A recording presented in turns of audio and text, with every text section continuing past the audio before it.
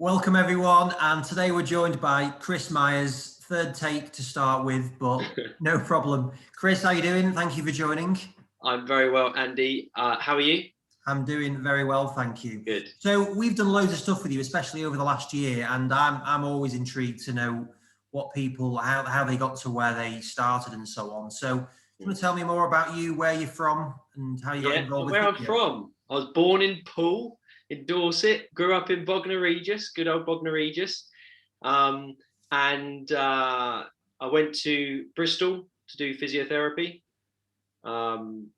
Always wanted to be a physio.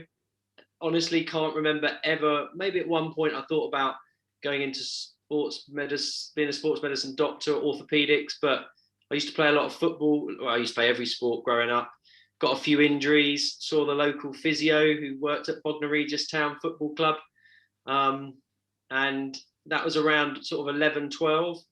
Got an injury that people will know of Sever's disease, which is pain in the heel when you're growing up, a bit like Osgood Schlatters of the heel. In hindsight, probably didn't do all the right things and had a long period of playing sport, but thought this guy was quite cool. You know, he worked at the local football club, had a little private practice going. I was never somebody that, I never thought I'd be somebody that would just sit at a desk. And so, yeah, from the age, I remember my mum brought me, I still got it, my first physiotherapy book. I knew all the bones in the body when I was probably 12. I loved it. And I never gave myself any option of doing anything else. So it was quite easy for me to then sort of map out my pathway of where I wanted to go. So what age were you then when you knew you wanted to be a physio? Honestly, like 11, something like that. God, yeah. That is, yeah. It's always what I've wanted to do, and massive, and I really don't regret it at all. And how did you end up in Bristol then? I tried to get into. I tried to get into Nottingham University, and I still remember the question that they gave me, which I probably got wrong, although they said there was no right or wrong answer. I clearly said the wrong answer. So I didn't get into that. And then UE came up, and it's a very campus. The first year I really wanted to go into a campus university where I was staying there, studying there. And yeah, it was absolutely brilliant. I mean, I'd love to go back to university, but, you know, as a 18-year-old, not as a 42-year-old. What was the question they asked you that you got wrong? I can ask you that. So it was to do with, do you prioritize treatment for an older person who's really, wasn't like this, but essentially it was. Do you prioritize treatment for like a 90-year-old who's really unwell, or a 70-year-old who's less unwell? And I quite clearly remember going for the older person purely because they're more unwell. Whereas I didn't consider factors like quality of life after and all that sort of thing. So, I mean, that's the only interview I've ever had and have not got the job. But I still remember it. Did they tell you that was like a bad answer? No, but I thought about it for a lot and realised that was the one, I reckon. Right, okay. So you come up with some excuse as to why you didn't get on there. But actually, just thinking about it, UE, so University of West of England, Bristol, I don't think they actually interviewed me. I think they just gave me a place if I got the grades, right. Which I did. Yeah. So Nottingham really missed out in their alumni. Yeah, so I've never been to Bristol properly, but I've heard it's a great city. Yeah, it's great. It was brilliant. Absolutely loved it. I'd highly recommend. I don't know much about it at the moment, but I'd highly recommend. Although actually, we ended up like doing placements in Cornwall and Devon. So we were a bit limited. Well, I felt that our placements weren't great in hindsight. But from a social point of view and from the sort of friends I made and that sort of thing, and from the course, but I mean, it's quite a long time ago now, so I don't know how much I actually remember of it. But yeah, it was great. Loved it. Absolutely loved it. Yeah. Do you still keep in touch with any of your course mates? Yeah, I do. Yeah. There's like a group of us. Actually, do you know what's interesting as well? Since I've been doing the ultrasound teaching, because the physios I train with are all quite experienced now as well, I've had 3 or 4 friends. I've got one coming up, a guy called Chris Combear, who's coming up to the intro, who I haven't seen for sort of 20 years, because it is over 20 years now. We were supposed to have a big 20-year reunion, but you know, nothing happened. But yeah, I still pop to Bristol and see. I've got lots of good friends still there. Very good. Yeah. So once you graduated, what happened next? So I moved to London with James Kelly and Luke Tandy, who are still my friends now. And we got a house in London and got, what was very much the thing to do then was just go and get yourself a junior rotation in the NHS. I think that's been lost a bit actually now, but the foundation I had in the NHS was just excellent. Well, I didn't leave it for 14 years, so I must have loved it. Got my junior rotations. Started working at Tottenham Football Club as well, part-time, because I always wanted to be a football physio, always wanted to try and get to the top of being a football physio, which I clearly haven't. Probably my experience at Spurs was probably what put me off, unfortunately. Right, why was that? Not because I'm an Arsenal fan or anything. I'm actually an Everton fan, and I was very pleased to go up and teach them a couple of years back, which was great. So at Spurs, they had the academy, and this is a long time ago. So look at the facilities at Spurs now and the setup they've got now. I think I'd absolutely love going in as a more junior physio, but it was very fragmented. There wasn't much support. I think often in a career, you sometimes look to somebody that's a bit more experienced than you, like almost like a role model that you're trying to get to. And I suppose I never met that person that sort of said, Chris, sort of showed me the ropes and showed me, where to go. I think maybe if I had, then I might have stayed in football specifically for longer. But that was my only experience of working in, working for a football club, and it lasted a couple of years still. But I suppose it just didn't work for me. Why are you an Everton fan out of interest? So, because my brother, who's 2 years older than me, was a Liverpool fan, and Liverpool played Everton in don't quote me on it, I think it was 86 FA Cup final, and Everton won. I'm trying to think who scored. No, because I'm an Everton fan as well, you see. 84. Anyway, there was an FA Cup, and my brother supported Liverpool, and Everton beat them. And I said, being the annoying younger brother, I went, well, I support Everton, so my team's just beaten yours. And then I went to Man U for a bit, then I went to, don't know why, then I went to Southampton because that was the South Coast. My dad's a Bournemouth fan, so is my uncle. Anyway, I've stuck with Everton. Right, interesting. Through the bad, most of the bad. Yeah. At the moment, slightly better. Although I think we're overachieving for our performances. But. Yeah, I would agree. I would agree on that one. So you're at Tottenham then, so that stops. You're at the NHS for 14 years. Like, at what point did you start to think, like, had you written off working in sport at that point? So I think I did for a year probably, and I just worked NHS, and I think I got to sort of what was then Senior 2 or Band 6 level, and I started doing a little bit of private work as well. And then you soon realise that, and along the way I was doing university sport. So I was doing like Bucks weekends. I ended up doing the World University Games in Shenzhen. So I was doing like multi-sport bits along the way. And then I thought, actually, I still love sport, and so I went to work at the English Institute of Sport, which I did part-time with an NHS job. And that and I really enjoyed that. That exposed me to lots of different sports, lots of different injuries, working more in a sort of multidisciplinary sports medicine type team. And then I suppose a few years later, and then I did some work with British Athletics as well, which I really enjoyed. That was treating the sprinters at Lee Valley. That was just on a sort of part-time basis again. And then along that, we started to set up the physio. So we started to set up Complete Physio, which started off as Kentish Town Physio. And then I suppose the private practice bug got me a little bit. I liked the idea of running my own business.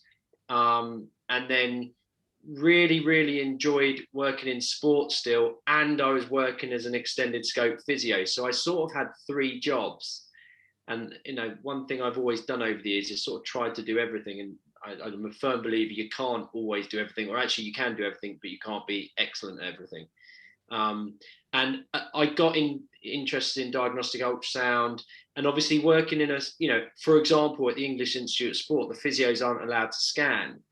And when I'm better than half the doctors scanning or teaching the doctors and being told I can't scan, I really, and it was, I always knew it would be like that. So it wasn't really an issue. It was just like, actually, that's probably not going to be where I'm going to be able to take this diagnostic ultrasound guided injections any further.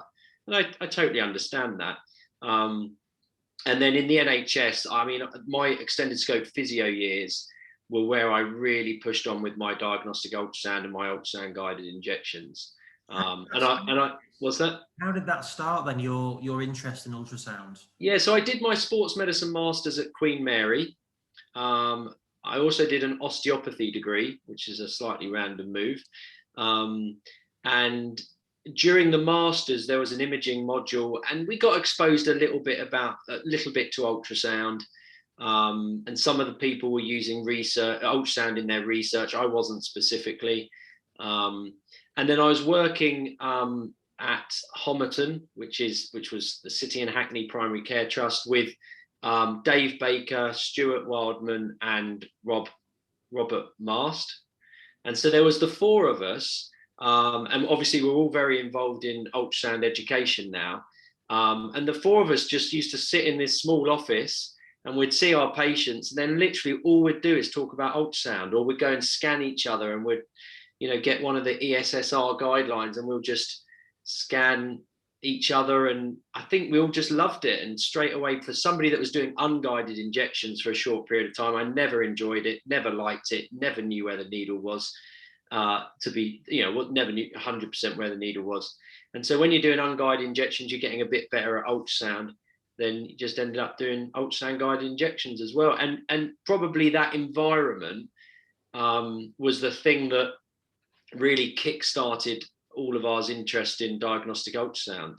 But getting the environment, I was lucky, absolutely lucky. And getting the environment right when you're learning something like diagnostic ultrasound is so important. I teach so many people that learn it on their own in private practice, and you can do it, but it's a lot harder. Whereas if you've got people where you can bounce off ideas, and that peer learning, I think, is totally underestimated. Formal learning pathways are really important, but actually that peer learning is essential. I mean, just since we've been on here, on my WhatsApp, we run a SMUG mentorship group every year. There's been 3 cases uploaded just since we've been talking. So, and they're all bouncing ideas off each other. And sometimes I get involved, sometimes I don't. But yeah, it's a great way of learning. And that environment that I was in was just perfect for it. And we got the bug, and we all went off, or me, Rob, and Dave learned at the beginning. And we went off and did a postgraduate certificate. And then Stuart, a few years later, we supervised Stuart to go through that. And yeah, everybody's just sort of gone with it. So that's the diagnostic ultrasound side of it. It's just been an absolute game changer for me in terms of staying interested. As I said, at the age of 11, I knew the bones in the body. I still know there's 206 bones in the body. I still know that all these things that really floated my boat back then. And then you start to use an ultrasound machine, and you actually look at those bones, you look at those muscles, and you look under the skin. That's totally still really gives me a buzz. Really gives me a buzz, and still does every time I teach ultrasound. Yeah, no, I can see that. So when you set up Complete then, so is that did you have any visions as to what you wanted that to become? No, not at all, Andy, not at all. I've got more visions now, but that's after 10 years of doing it. So we initially, myself and Dave Baker, who run Complete alongside Dave Luca, who wasn't in that department, we just wanted somewhere really to treat patients privately as well. We had a room in an LA Fitness in Kentish Town, hence it was called Kentish Town Physiotherapy. And then quite organically, it just developed, and there was a room in LA Fitness, and next door there was another room that was being used by a beauty therapist, and then she left, so we took that room, and then we got another clinic. So we very much had what I see now as a spoke model. So we had lots of, say, 6, 7 clinics in gyms, in GP practices, in other facilities, where the overheads were relatively low, still there, but certainly the risk was less. We weren't taking out 10-year leases, and we've never taken a penny of investment in Complete Physio. Everything's just been done organically as we grow. So we're in a really exciting phase now where we're taking our spokes and we're putting them into hubs. So, for example, Chelsea, we started with 1 room, we went to 4 rooms in a gym facility, and now we've got our 6-room clinic with a massive Pilates studio and gym. And we just invested the money that we'd earned into that. And when you start to get a nice facility and people like spending time there, it attracts the right staff, and customers are very pleased to come and hang out in your clinic. So I'm really pleased to say, even with COVID, obviously, it's been a bit up and down this year, but certainly at the moment, business is booming. The thing to add to that, business is booming in our clinics that are outside of the City of London. So all of our numbers have gone up in the clinics outside of the city, but we've actually had to close 2 clinics down that are in the central, but they were just leases that we could, sublets we could get out of very quickly. So we've been able to do that and maneuver and develop other sites outside of the city. And then when the city comes in, we'll be able to go back in. And I expect a significant increase to pre-COVID levels across the board. So we've been able to maneuver, and luckily we didn't have lots of hubs. If we had lots of hubs in the city with big leases, big business rates, which we got no relief from the government, and big service charges, then we would be no doubt we'd be in a different position. So there's a bit of luck involved in that. But there's also definitely, I'm not going to say it was strategic, because you can't say that because nobody knew about COVID, but not expanding too quickly. We clearly we haven't expanded too quickly, and we've done it quite slowly. But for the future, we are very wary of, obviously, like we all are now, that we have to be very careful how we progress our business. And to a certain extent, I think COVID has,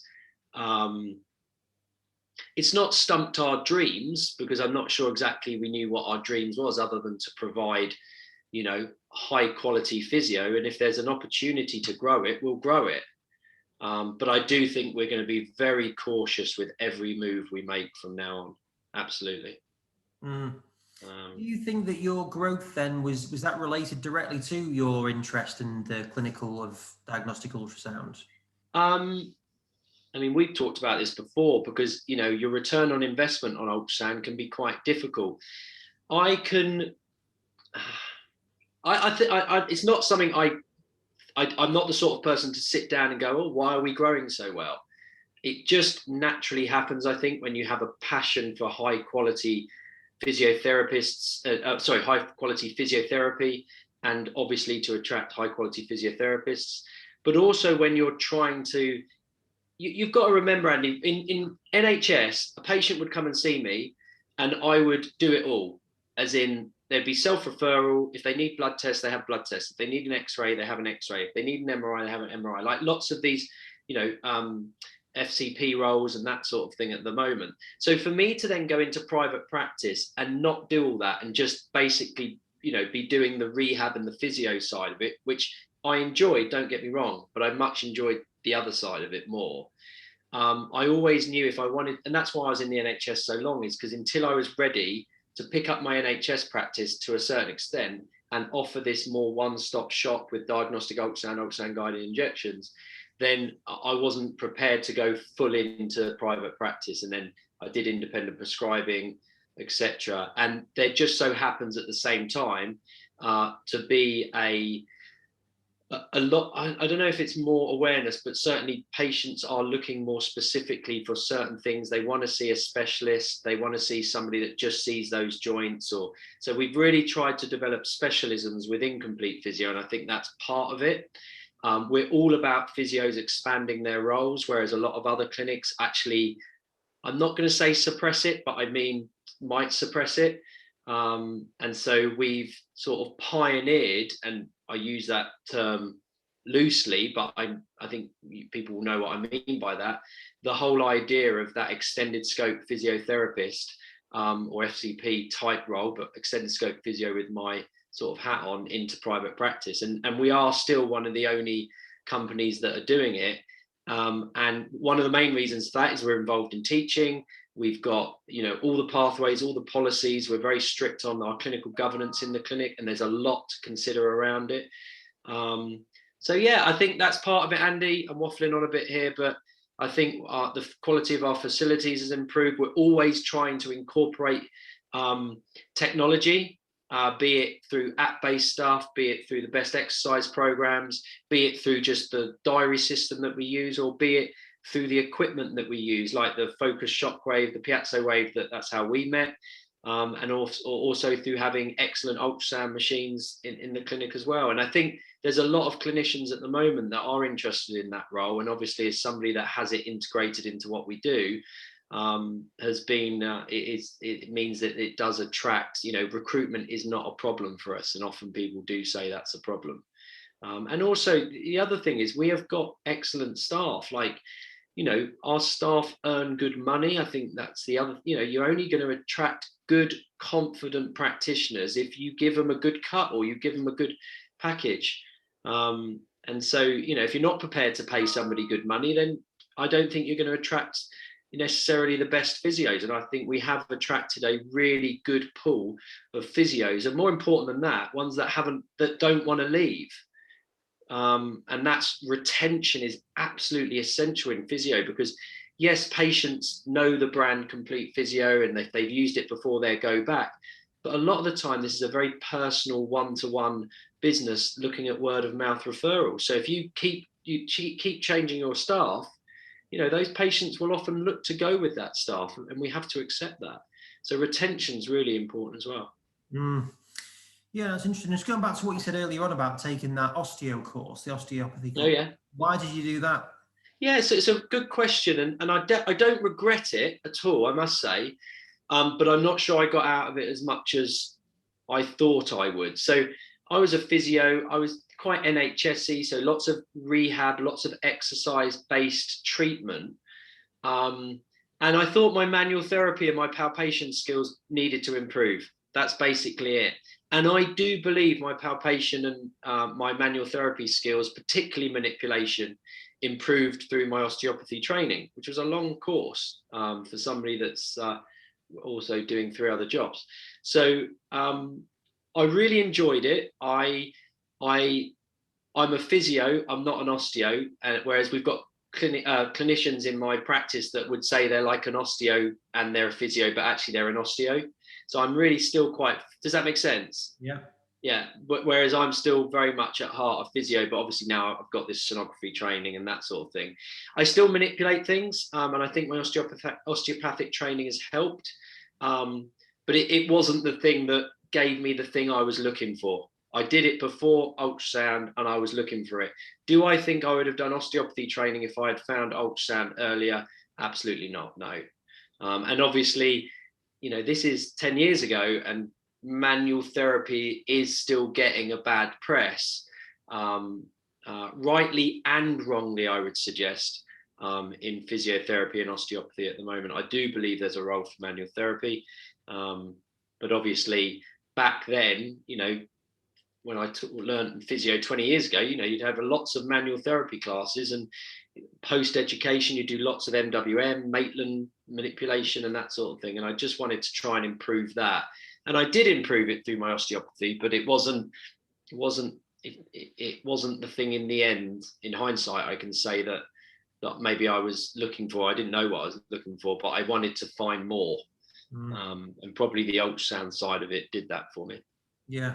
And then, so in terms of SMUG then, for one, a lot of people do mention the name SMUG. Was that done intentionally, or? So I must say, I mean, the clinics are called Complete Physio. And I remember sitting with Dave and Irian at the time, and we were trying to come up with a name instead of Kenzie, and we were having an Indian. And I'm sure people have had the same situation. When you're trying to find a name, it's not about what name you want, it's about whether the domain is available. So we came up with Complete Physio. There is a Complete Physiotherapy in Reading, so apologies to them, but although I'm sure they don't mind at all. And so Complete Physio is what we did. Now SMUG, which I'm very pleased with as a name, started off as LUG, the London Ultrasound Group. So that was, as I said, me, Dave, Stuart, Rob, John Leddy, Lorenzo, Mike Bundy, some people who know Mike, Kath Spencer Smith, different people, and we just met up every Monday as part of LUG, which was just get together and practice scanning. That's all it was. It was nothing formal. And then we started to like run a few introduction courses, and we turned it into MUG, as in musculoskeletal ultrasound group. And then particularly Rob Laus's input, we're not just, it is musculoskeletal what we do, but we were trying to take it away from MSK scanning and trying to put it into more of the hands of the clinician, and particularly the sports medicine practitioner. And then you put an S in front of MUG and you get SMUG, and you think, okay, this might work. And anyway, so I think it's a great name. And as you say, people, you know, it has a brand to it now, which I'm really pleased with, because we've worked really hard to build that.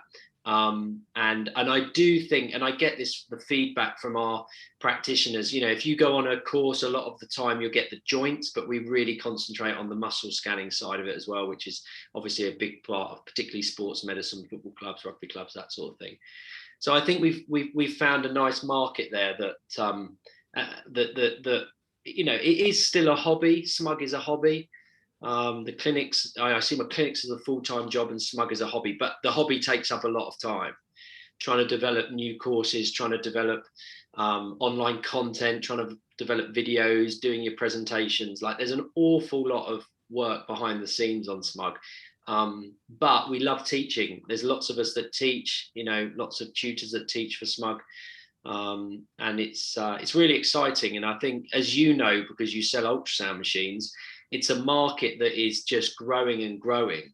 And again, as you know from what I've talked about, is that I'm very passionate about clinicians learning ultrasound, but I am extremely worried about the amount of people buying ultrasound machines without the adequate training / mentorship / supervision.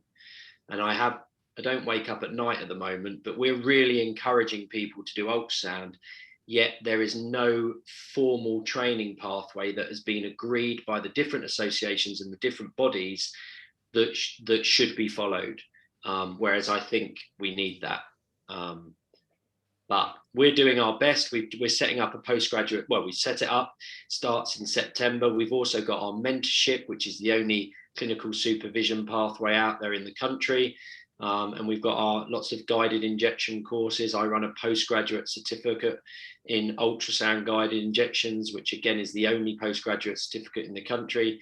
And it's all focused towards trying to help people, or trying to make this training more accessible and more specific to physios, sports doctors, you know, osteopaths, GPs, orthopedic surgeons, radiologists, rheumatologists, A&E doctors. You know, the list goes on really with the amount of people that are trying to learn diagnostic ultrasound. And we are catering for all of those people with the courses that we do.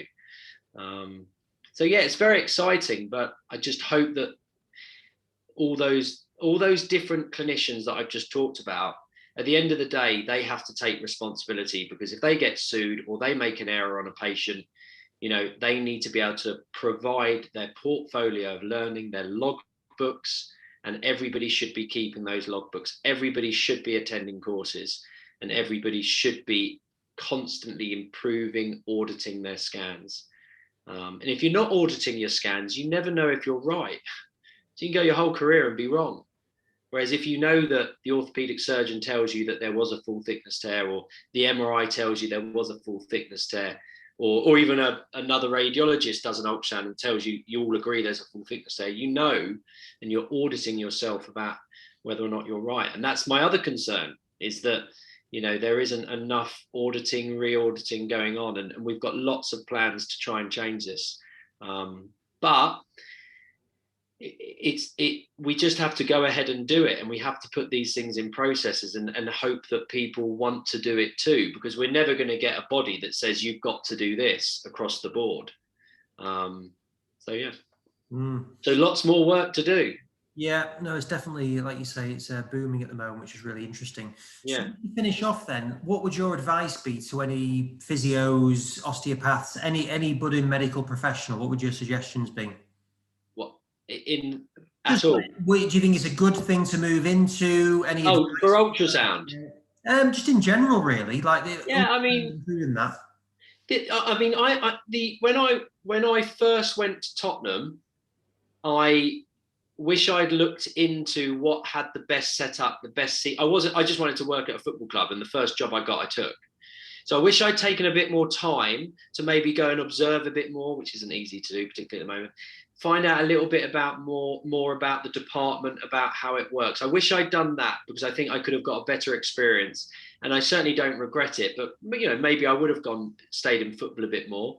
The other thing I think about is people that go into rugby, I think, get a lot more exposure to good injuries. So I think that would be one bit of advice: is football's great, but you don't get a lot of big injuries. You do get your ACLs and that, but your traumatic injuries, upper body for your forwards, lower body for your backs, like that big spectrum. So I think going into rugby is a really good idea, if I was to do it again. And then I honestly believe the biggest thing I've gained across my career is my work through the NHS and the opportunities of funding for courses. And I know it's changed, but it was good back then. And the exposure to different conditions. My concern, I have two concerns that lead me into the ultrasound side of it. Is diagnostic ultrasound is designed to be an extension of your clinical assessment. If you can't confidently clinically assess, then there is no extension of your clinical assessment. You need to nail a good clinical assessment. So you need to get at least 3 to 5 years of experience of MSK and sports injuries before you think about integrating diagnostic ultrasound. So yeah, I think I've worked in different environments. I think that's really important. And you've just got to keep pushing yourself. You've got to keep working hard. If you're feeling like unmotivated, or you're feeling like, I've had enough of physio or osteo, then I would strongly suggest that there is an angle out there within those professions. You've just got to go and make that bit of luck, or go and speak to the right people. Because I feel probably as motivated as ever being a physiotherapist at the moment. Probably because everything I'm doing is going well and I'm enjoying it, and there's opportunities. But yeah. And the very last question, because I know you've got other stuff to be dealing with, but is there any particular one person or people that have been like inspirational for you, or have really changed the way that you work on things? Yeah, well, I can immediately say two people, and it is the people that introduced me to diagnostic ultrasound. And that's John Leddy and Rob Laus. So John Leddy, most people will know, that's been involved in diagnostic ultrasound. He, me, Rob Mars, Dave Baker used to go over on a Saturday morning in our own time, but more importantly, in John's time. This was when he was a single bloke. And then within about the space of 2 years, he's had about 7 children. So I'm sure he can't do it now. But we used to go over there. We never paid John. He had machines. I remember on the first day we walked over, he gave us a WH Smith logbook and said, if you're going to start ultrasound, here's your logbook. Start logging it. I've still got it. I don't log it on that anymore. But and we probably went over there many, many times. And he never charged us. He was just passionate about physios learning ultrasound. And I think that, and Rob as well. Rob was, these guys. Well, Rob particularly just taught himself about 25 years ago, and that commitment to doing that yourself when actually every radiologist didn't want to. I mean, Rob wasn't allowed on an ultrasound course as a physio. It was only for radiologists. So, that determination that Rob had to see that this is a really good thing. And so Rob and John, I would say, across the board have been, from an ultrasound point of view, have been the people that initially inspired me. And then in the end, you sort of the ability to scan, and that inspires you in itself, to be honest. But yeah, John and Rob, I would say. No, that's good. And I'm pleased to say I run SMUG with Rob. And John's one of our lecturers who we chat to all the time. So, kept it in the family. Yeah, absolutely. No, Chris, really appreciate that. It's great to hear that things are going so well. And I'll let you get back to looking at those mental. Andy, I've just got one question for you. Who's your biggest inspiration in your career? It's a good question, that. I'll probably say, and I was speaking with one of my other colleagues this week. It'd be the guy that offered me my job. So he ran IPRS. He was a physio background. He used to be the Ipswich physio, and he employed me to sell. What's his name? Dave Bingham. Okay, yeah. So he was involved in insurance, but yeah, he gave me that opportunity, and I wouldn't be doing this now. That's 15 years ago now. So no, it's changed my life as well, really. And I think that's and that I think that's really important, isn't it? And that's one thing I like about SMUG, and because of the enthusiasm I have for it, I hope that people look at it and go, God, they don't go, I want to be Chris, but they go, God, I can really integrate this, and I can see that this is the bit that maybe is going to help me to really continue to enjoy being a physio and take it to that next stage in terms of the diagnosis and that sort of thing. But yeah, and the other bit of advice, I just want to say this, because this links into what I'm saying. As I said, you can't do everything. I had to commit to diagnostic ultrasound. So I do see less necks now. I see less backs. I don't rehab lots of ACLs anymore. So you have to understand that if you commit to something like diagnostic ultrasound, you are going to have to de-skill or reduce your skill, knowledge, and specialism in certain areas. And that's important, particularly for your younger physios, not to commit too early to something like diagnostic ultrasound, to ensure that you have explored those other areas, because diagnostic ultrasound is not something that you can just pick up and do every couple of weeks. This is a real commitment, and as soon as you start scanning, you need to make sure you are not getting the wrong diagnosis, because that can get you in a lot of trouble, and obviously it means that you're not going to be giving the best care for your patients. Very good. Great. No, well, thank you again for your time, Chris. Hopefully I can... Thanks, Andy. Thank you very much. Cheers, mate. Thank you. Thanks, mate.